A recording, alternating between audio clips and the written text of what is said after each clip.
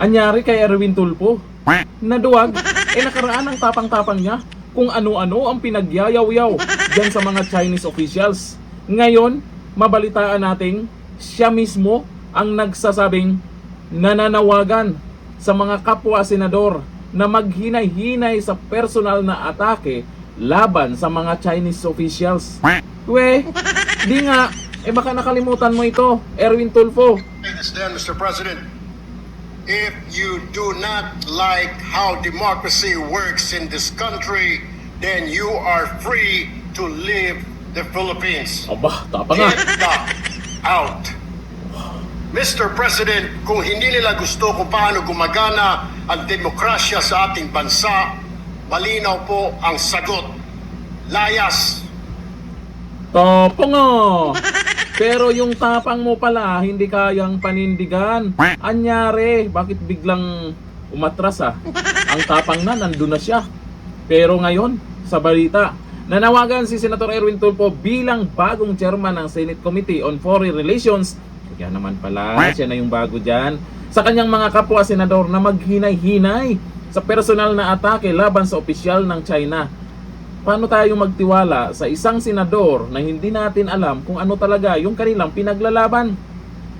Tuwang-tuwa na yung mga anti-China kay Erwin Tulfo.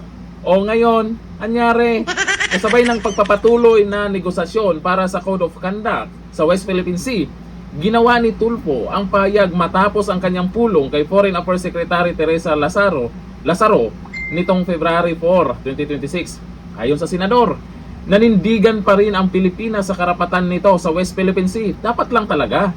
Pero naman, yung ginawa niya nakaraan ay may mga bad words pa. At ang tapang-tapang palalayasin daw o lumayas at kung ano yung sinasabi niya. Hindi iniisip kung ano yung magiging resulta pag gumanti ang China. At yung mga pumabor naman, hirap na kayo, di ba?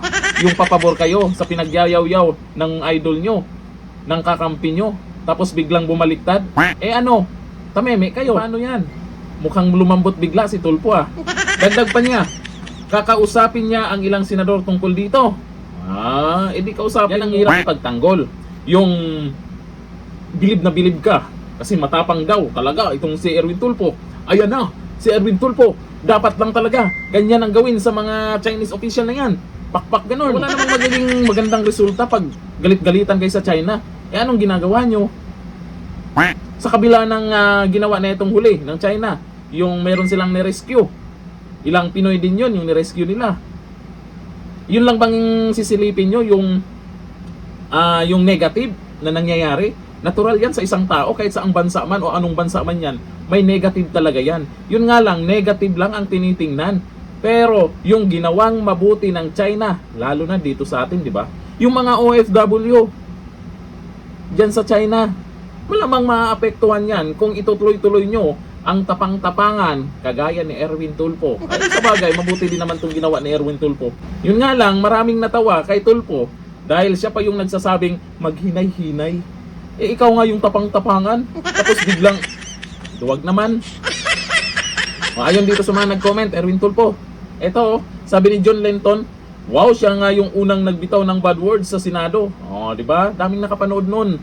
Sabi ni Richel Pulot Gamo, ikaw ang hinay-hinay. Erwin Tulfo, ikaw maghinay-hinay. Yung mga anti-China, yung pagsabihan mo. Sabi ni Pep Rubio, mga nagtatapang-tapangan pero kulang sa kaalaman.